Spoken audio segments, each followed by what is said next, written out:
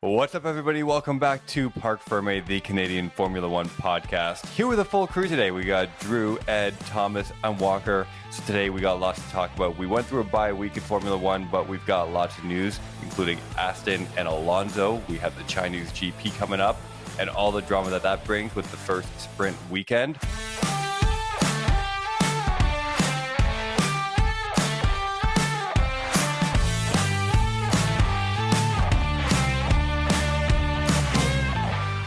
Lots to talk about it, but let's get straight into it with the biggest news, I would say, from this past week, which is Alonso locking it in with Aston Martin for at least 2 more years. This came as a bit of a surprise to me, not necessarily the fact that he's with Aston, but the fact that the announcement came this early in the season. Did it catch anyone else off guard? Drew? 100%.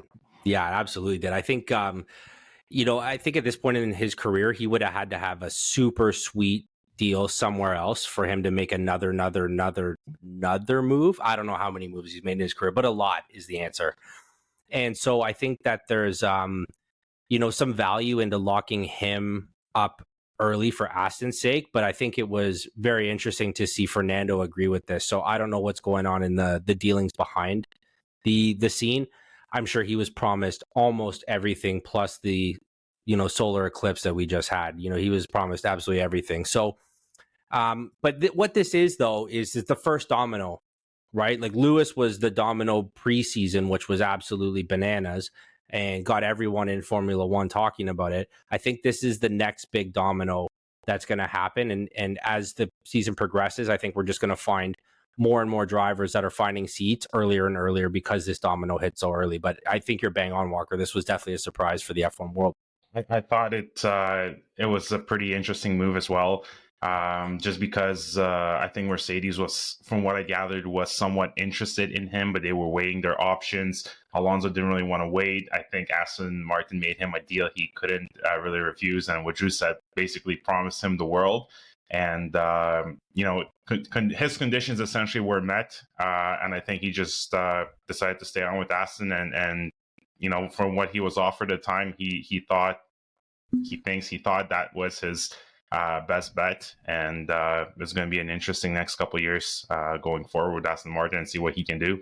I mean, don't quote me on this, but I think that it's not just the seat that he got. I think he also got what Lewis was asking for with Mercedes, which is ambassadorship, like a brand ambassador, like post his career, and just like it adds a little bit more pepper or spice into that actual deal. So at this point, I feel like it's a really good move for Alonso because they have been trying to build the car around him. He is the ace driver.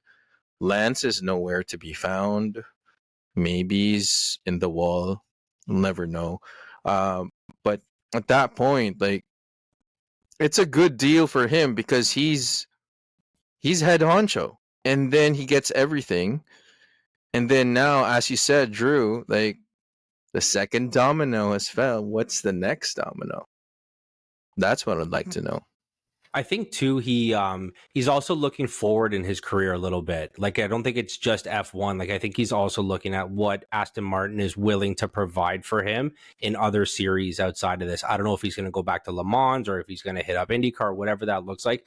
But I know Aston Martin is going to be backing him in a big way all the way through. And I think that's kind of more what he's looking for, because I think this is a 1+1 deal, if I remember correctly. I don't know if it's a full 2-year deal. So he's going to be here at least until the end of these regulations, right? And once 2026 happens, and, I'd love to see Aston Martin, especially with their new deal with Honda as an engine supplier going into the 2026 new regs. I think he might want to stick around to kind of see what that looks like. But who knows? He's going to be like 48 years old or something by the time this all happens. So, I think he's looking for more of what's after F1. He's retirement planning. That's what he's doing. Yeah. Succession planning. Yeah. Succession planning. And I think part of him staying with Aston Martin as well, I think he mentioned it because he had or he worked with Honda before, and that's what he's looking forward to, working with them again and seeing where that's going to lead. So you bring up a good point, Thomas. Something I've heard recently, and we obviously have Lance there in the second seat, and we're going to see if he stays there, and we can talk about if there's a world where Lance does not have that other seat in Aston Martin, because one of the stories I heard about was before Alonso secured his seat was that potential open seat in Aston Martin, that it could be a good fit for Yuki, especially with that Honda connection, especially with the sponsorship that comes with it. It would be an interesting fit. Now, obviously, he's not going to have Alonso's seat, but do you think that if Yuki is looking to, we've talked about before, he's smashing his teammates over there at Visa Cash App, and whether or not he gets a chance at the big team, do you think that that second seat at Aston could suit someone like Yuki well? Anybody? Lots of contemplating faces right now. Well, for me, it would have to be like, I thought you were asking Thomas specifically, but whatever. No, he was just squinting into the camera. He was okay. Thinking really hard. The AI kicked in. I think that, for Yuki to have that second seat, there would have to be like a big power move over top of Lawrence Stroll. Like, I think Honda coming in. Yes, being like, hey, listen, this is our business now too. It's not about your son or whatever. But then, like, I don't know. I think that Papa Stroll has a big enough money bags to be like, here's $250 million. Shut up. You know what I mean? And then still like secure Lance's seat. Like, I think as long as Lance is still interested in Formula One, he will have a seat. It'll have to be something monstrous towards Lawrence's business in order for that to be in jeopardy in any capacity. I was just going to say, I don't see Yuki joining Aston Martin just because his son is racing. And what Drew said, as long as Lance has an interest in F1, there's going to be a seat for him, no matter what Honda says. And Lawrence is going to basically say, to Drew's point, here's an X amount of money, and we're going to run my things my way, essentially, my drivers, and be quiet and be an engine supplier that you are. I mean, like, I see Yuki being in Aston Martin because I have a feeling that Red Bull is going to pass on him. I can see it too, man. I'm with you. I can see it too. Like, the mere fact that Lawrence gave, like, I don't know if it's real or if it's rumors, but tried to get Adrian Newey into Aston Martin, like, threw him like an exorbitant amount of money to join the team. I mean, he has the money and that's it. Like, he can technically get anyone he wants. But it really depends now on the driver or whoever employee would be like, maybe I should jump on the Aston Martin train, because he's been saying for how many years now that Aston Martin is going to be a championship team. He's going to build it into one. But that's not going to happen until his son leaves the actual team. So we shall see. But I do see Yuki being in Aston Martin. Well, I think Adrian has been linked to a number of different teams, including Ferrari, Aston Martin as well. So, I think everyone will want a piece of Adrian Newey. Although that being said, the car that he's going to be designing for is going to be significantly different than the current car in which his designs have absolutely dominated, right? So it's going to be interesting to see what, obviously he's still a very accomplished designer, but going to see how dominant his designs and his philosophies can be post 2026. There's another domino. We talked about Lewis being the first domino. We got Alonso the second domino. Now we got a third domino, just almost a bit on an island domino, because Sainz, as he was kind of caught off guard at the beginning of the season, is now kind of stuck because his options have severely, they've gone down essentially by a third, right? So he's lost 30% of his options. So where do we see Sainz going? Because I know there's talk about Audi in 2026, which I'm not sure if he really wants to sit in that purgatory for a year over there at Kick Sauber. There's obviously Red Bull in that second seat, and then there is the opening at Mercedes. Where is the most likely place for him to land right now? Is it Mercedes? Because I think right after those Alonso that confirmation, there were rumors of him doing a 1+1 over at Mercedes as well. So True. I want to touch on that very briefly. I think that, from what I've read and heard around, the logical step for Mercedes was going the Kimi Antonelli route.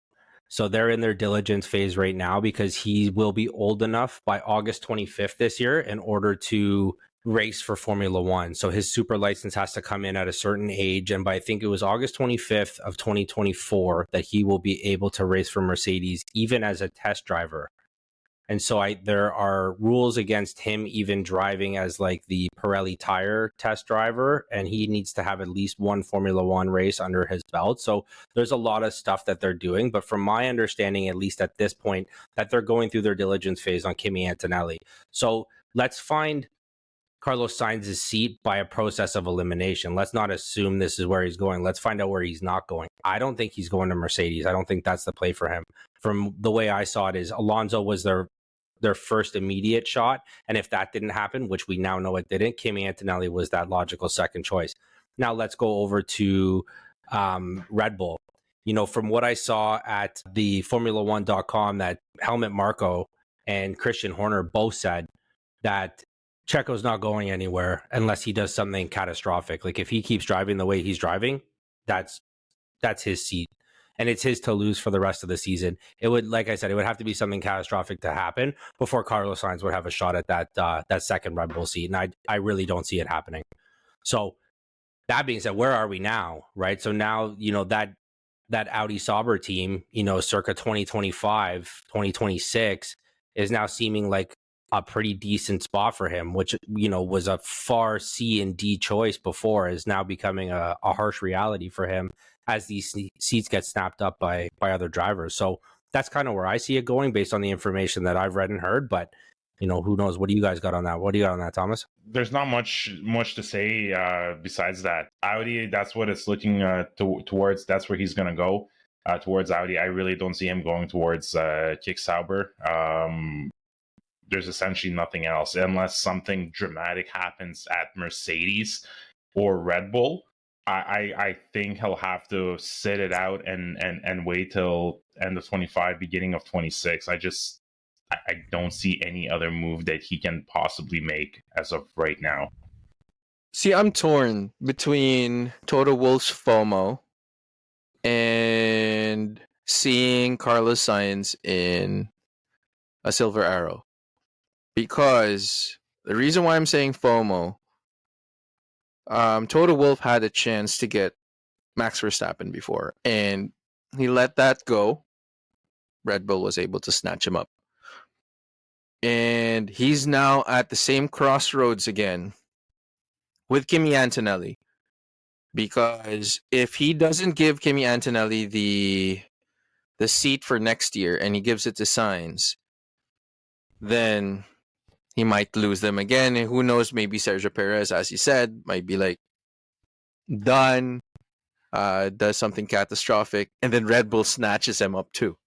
Who knows? Again, very far-fetched, but I'm looking at it from what has happened in the past for Toto Wolff. As for the side of Sainz, I totally agree with you, Drew, that it is not a place for him to be in a Silver Arrow. Why? Because he'll be another stopgap again once Antonelli be like ready for, let's say, post 2026. Then he's gonna lose a seat again. So I think where we're looking at it at this point is he really needs to just like either wait it out or kick Sauber it up, and then when it goes into Audi, that's his best case to prolong his actual career. If not, then he'll pull a Ricardo and be like a marketing bobblehead on the pits and have another drive the following season. Walker? Yeah, I mean, I think you have all summarized it really well there. It's kind of like a rock and a hard place for him right now, because it doesn't seem, to your point, Drew, Red Bull seems fairly content with Checo right now. They know what they have in him. He's performing well this season for the most part. He would kind of be a stopgap at Mercedes, maybe for a year, which is why they're pushing for that that 1+1 where they have the option. So it again is a shitty position, a shitty time to be Carlos Sainz, in the fact that you really don't have many options going into the next couple of years, at least not good options. The one good thing for Carlos, I just looked this up because I was curious. Carlos he's going to be turning 30 this year. So he's only 29. Given the longevity of drivers like Lewis, you're seeing Alonso, who have, that would show he potentially has at least another 10 years left. So, it's not like he's coming to the end of his career where he is necessarily has to get into a winning seat championship car right away. But I think he can't languish too long in that mid pack, especially if he's going to somewhere like Sauber and then Audi, because who knows what they're going to look like out of the gate. Who knows, if they're going to have kind of like a Braun kind of entrance into Formula One where they just come in and just like kill it and dominate. By the way, have you guys seen that documentary? I have. On Netflix? Keanu Reeves, it's fire. Yeah, great documentary. Highly recommend it. Or if they just kind of carry on like Kick Sauber and have a bunch of 40-second pit stops, like you just don't know what you're going to get with that. So I think the only other place too is Mm-hmm. Alpine. Like we talked about them being an absolute disaster, but like Alpine is the only other place, but like where are those guys going to go? And like, is that a team you want to get behind right now? No. It's a total mess. It's a mess. It is a disaster. Although the memes coming out as a result of it are fucking fire. They're fire. Absolute fire. I saw one the other day of there's like an old coal train like chugging down. They see some guy like shoveling coal into the engine, and the race engineer of Alcon saying, "Okay, it's time to push now. It's time to push." And he's like shoveling shit in. They're absolutely amazing. So can appreciate that for sure.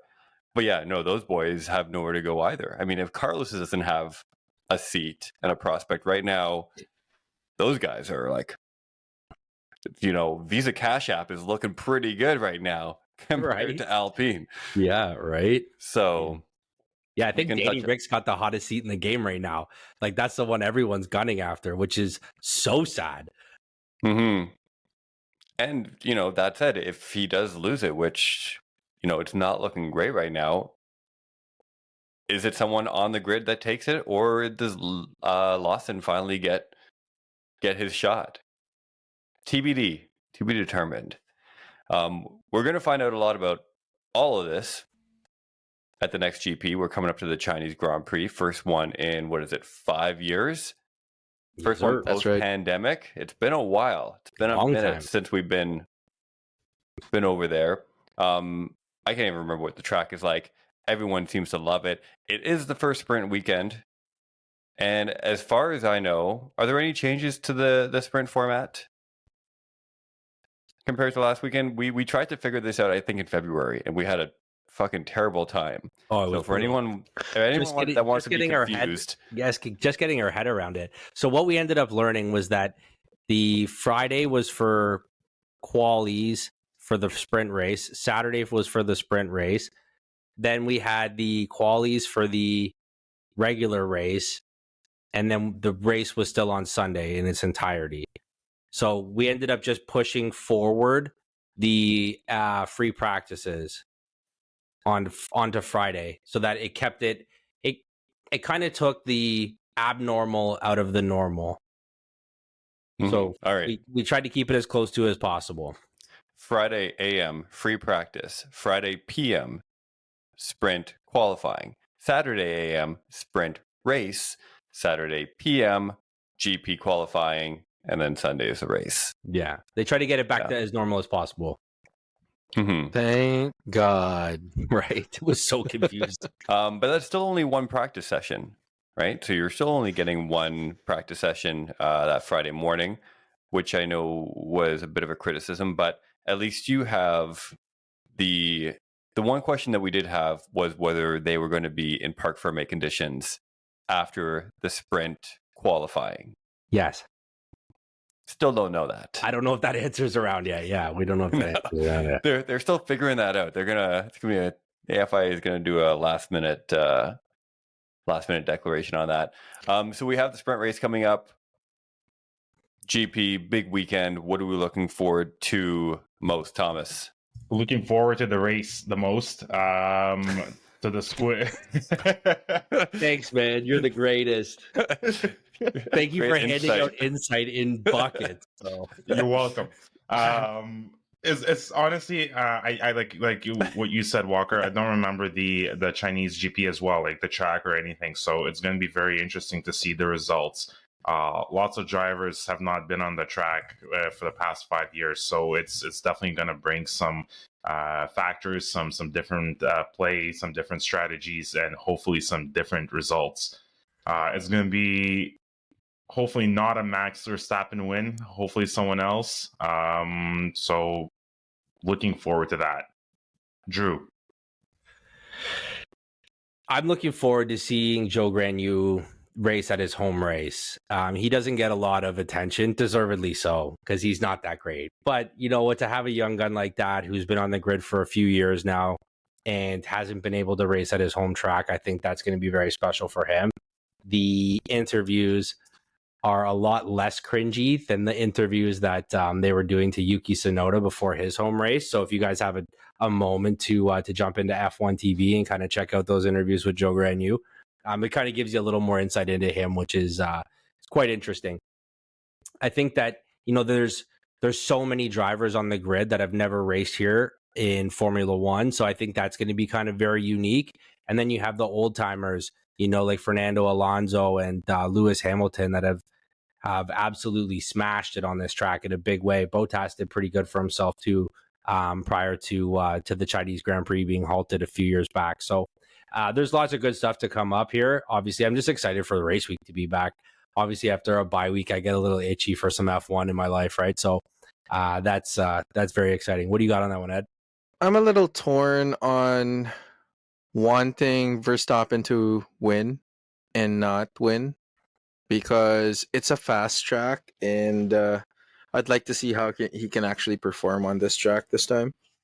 But then again, we all know that he's going to win, but who knows? Those are really the only two options ever, right? It's either Max not going to win. You know, that's kind of... Or he crashes. Wait, he crashes, or he breaks the engine. Or breaks the engine. Or whatever. We'll see what happens. But I'd really like to see how the old guard performs. Lewis is going to be pissed off for sure. Maybe we'll see Alonso on the podium. Who knows? He got his new contract, and he'll probably be a little bit more inspired to race. Got that big deal energy. Big deal energy. Exactly. I think one of the things I'm looking forward to, obviously, Joe, first home race, I think it's going to be a big deal for him. He's going to have a ton of time to wave to the fans during his pit stops, so that's going to be really nice. Signing autographs. Signing autographs, exactly.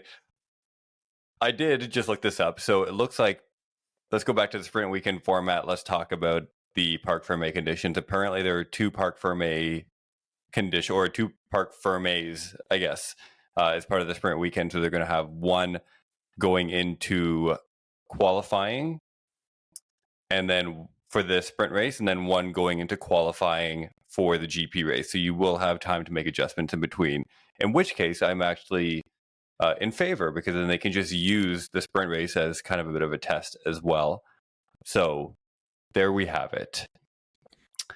Otherwise, yeah, race is going to be great. Looking forward to it. Another weekend. To quote Thomas, I'm looking forward mostly to the race, because race. And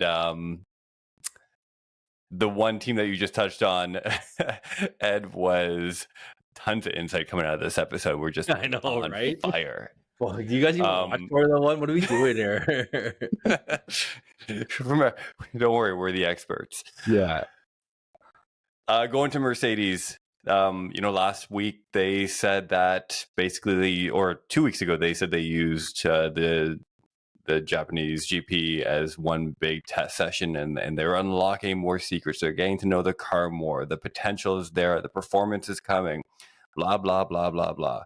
do we expect to see anything significantly competitive from Mercedes this week, or is that just Toto trying to like keep people motivated and just, I guess he can't lose his job, can he? Because he owns part of the team. But where do we see Mercedes coming in this week? Are they going to be anywhere, or is it just going to be another frustrating weekend of trying to find the thin line that this race car operates on? I think what Toto said is what somebody says when they have no fucking clue about what is happening and how they're going to extract any sort of performance out of that car in the slightest. I think he's shaking in his boots right now. Everybody knows I'm a Mercedes fanboy, but those guys are clueless about getting this car into better shape to be competitive to, I would even argue, at Aston Martin. Like, they're looking like Fernando Alonso looks like he's getting faster. And I don't think that they have the chops at this point to start competing with McLaren, and they are far and away from Ferrari at this point, and Red Bull's a not even going to happen kind of moment. So like, I don't think Toto has enough fuel in the tank in order for them to, or enough runway for the rest of the year. Like, I just think they're that far back. Like, competing against Ferrari is their long shot at this point. And so I think that's where they're gunning for. And I just don't see it. Like, I would argue that they've been moving backwards. So I know that the Chinese Grand Prix is a little bit of a different track than the Japanese. And I think that Mercedes should be a little bit more competitive here. And I better see it. Otherwise, I don't know. I'm going to have to start selling off all my Mercedes gear. This is getting ridiculous at this point. You might as well start doing now, because they're essentially switching spots right now. Mercedes is becoming Aston Martin, while Aston Martin's becoming Mercedes in the leaderboards, essentially. Like what you said, just Fernando's getting faster. Mercedes is just, they can't get their shit together, which is sad, because they are a good team, but something's just not clicking in that team. They can't get the car right. Lots of troubles. So what you're saying, that competing them, or Mercedes competing with Ferrari, that's a very, very long shot. I do not see that happening at all. At best, they're competing with Aston Martin, in my opinion. McLaren, Ferrari, it's out of their league at this point. Ed? Yep. Lewis saw the writing on the wall. That's why he left. Like, it's done.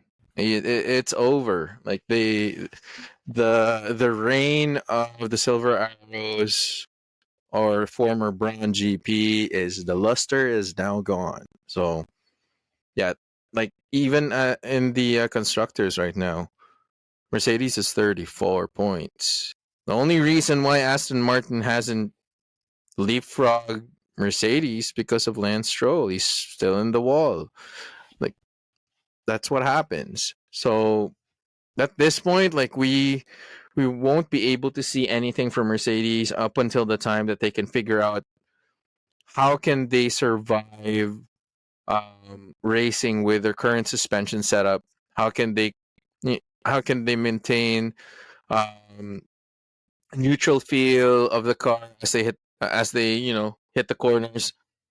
That's what Lewis Hamilton's been screaming at the top of his lungs into his engineers for the past 2 years, and no one listened. So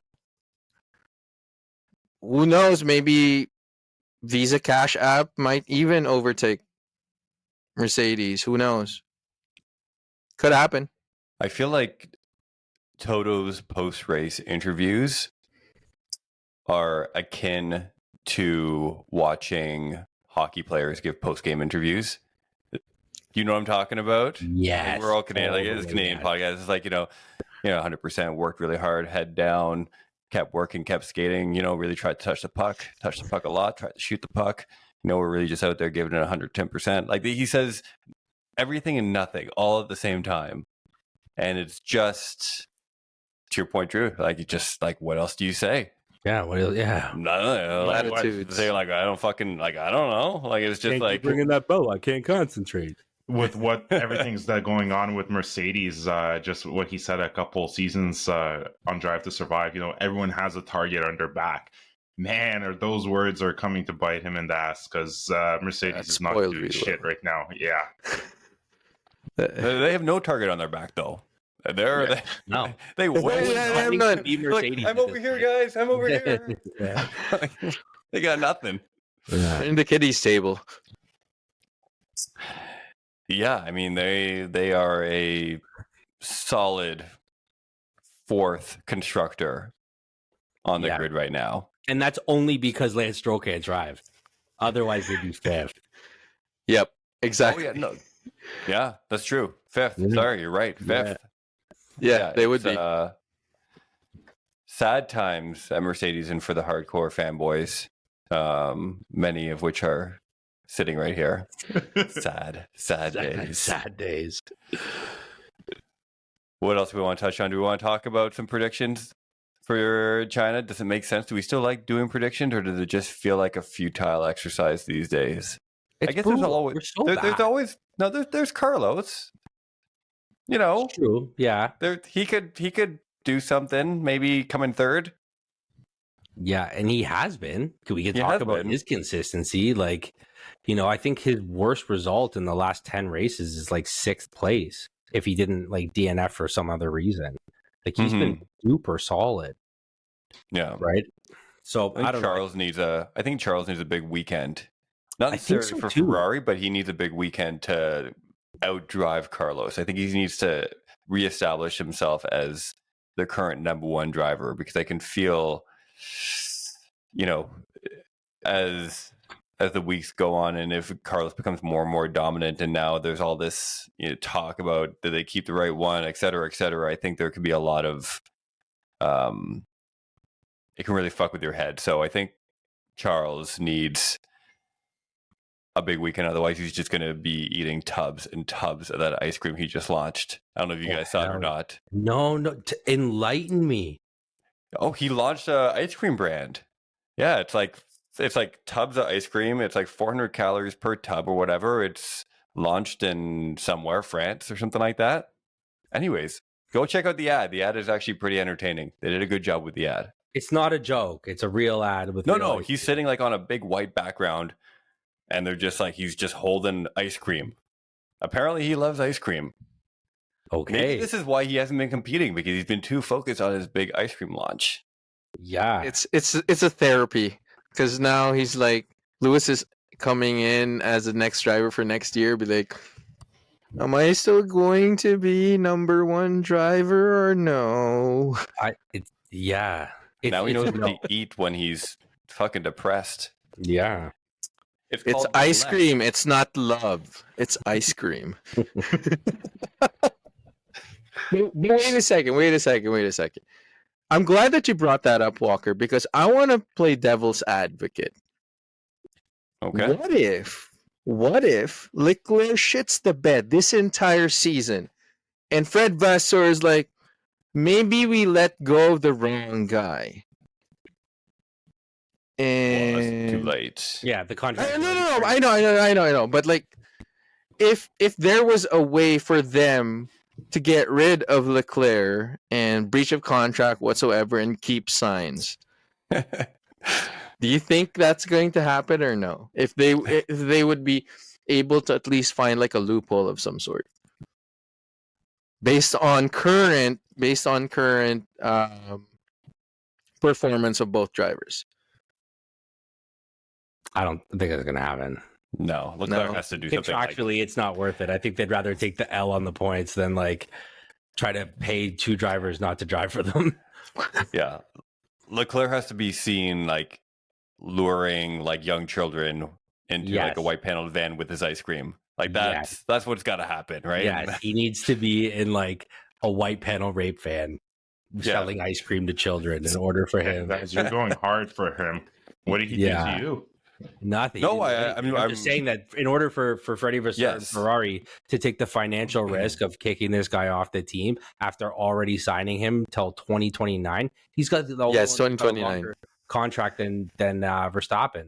So I don't know. I don't think he's going anywhere, buddy. As much as I'd love to agree with you, Ed, I don't think he's going anywhere, man. You gotta wish sometimes. Maybe. Who knows? Wish? Well, what do you have against him? I think that's Yeah, the real question. Yeah. Go check the chat. You guys can look at the Instagram. We'll I put the have link in the show notes, by the way. Oh, no. I have nothing against him. Okay, well, there you have it. We'll look forward to the Chinese Grand Prix sprint weekend. Maybe a little ice cream. Go check out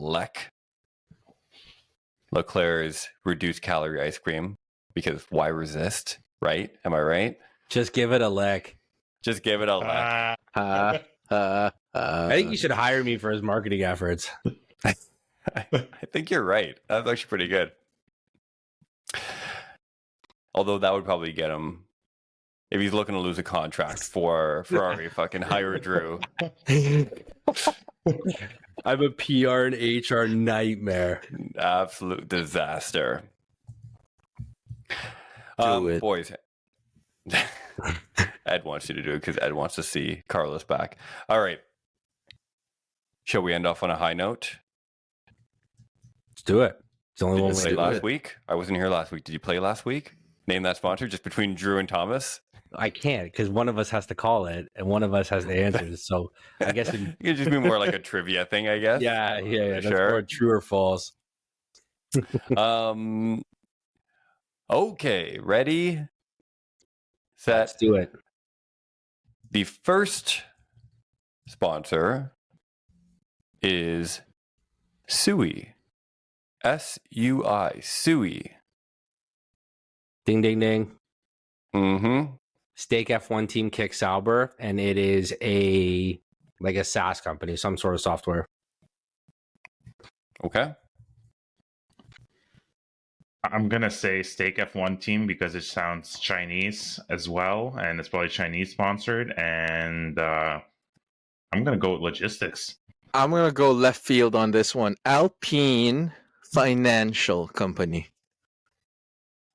You're all pretty much wrong. It is. Sui is a first of its kind layer 1 blockchain and smart contract platform designed to make digital asset ownership fast, private, secure, and accessible. I'm going to take half points on that one. Yeah, maybe No half points. half points. No, SaaS is a little bit. I don't know. This is a platform. I don't know. I Are see you you're going giving with me it. SaaS right now? I think that's what I'm getting. I is a am little giving you SaaS out of you. And they are a sponsor of Red Bull. Wow. Way There you go. Okay. Red Bull. Okay, let's throw it back to the mid 90s. The next sponsor is Kappa. Ding, ding, ding. They are on Haas. No, Mhm. they're Palm Angels. It won't be Haas. It'll be, let's go with RB. And Kappa is a clothing brand manufacturer, fashion. Okay. I'm gonna say McLaren, and I was gonna say as well clothing brand, fashion, accessories, jewelry, something like that. Ferrari. They are a brand that does mainly sporting clothing, specifically in soccer or football. Very specific, Ed. Thank you very much. But you're all half wrong. Yes, clothing. We know they're clothing. They are sponsors of Alpine.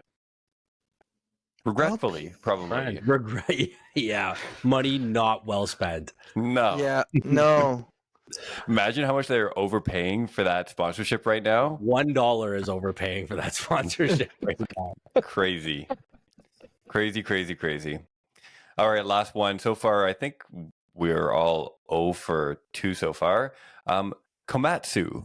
Komatsu is on the RB Cash App car. And Komatsu, they make some fucking Japanese knives or something like that. Japanese knives? Is that what you Yeah, said? I'm going knives. Okay. It sounds like a whoa, Komatsu. I don't know, man. That's Steak. what I'm going with. Stake Sauber Financial Company, something with finances. Okay, so Komatsu, I think, is a shipping company. I can't pin on Funny way of what- saying logistics, dude. I don't want to say logistics. I would say Red Bull. Okay, so Komatsu is a Japanese multinational corporation that manufactures construction, mining, forestry, and military equipment, as well as diesel engines and industrial equipment like press machines, lasers, and thermoelectric generators. There we go. Wow. All Wow. wrong. Oh, And they what car are they on? Williams. Oh, man. Oh, Oh, good God. We are so bad at this. But you know what that Well, proves? we It got proves that one, none though. of us are cheating and none of us are studying. Yeah. We are good, all just guessing. Yeah, just straight up guessing. Straight up guessing. Well, boys, I think that's it for this episode of Parc Ferm, the Canadian Formula One podcast. We're going to be back next week recapping the Chinese Grand Prix. Don't forget to hit us up on the Discord channel. Check out our Instagram for late and breaking F1 news. And rumors. And rumors. Don't forget to rate, subscribe, share with a friend, and we'll talk to you soon. Ciao, ciao.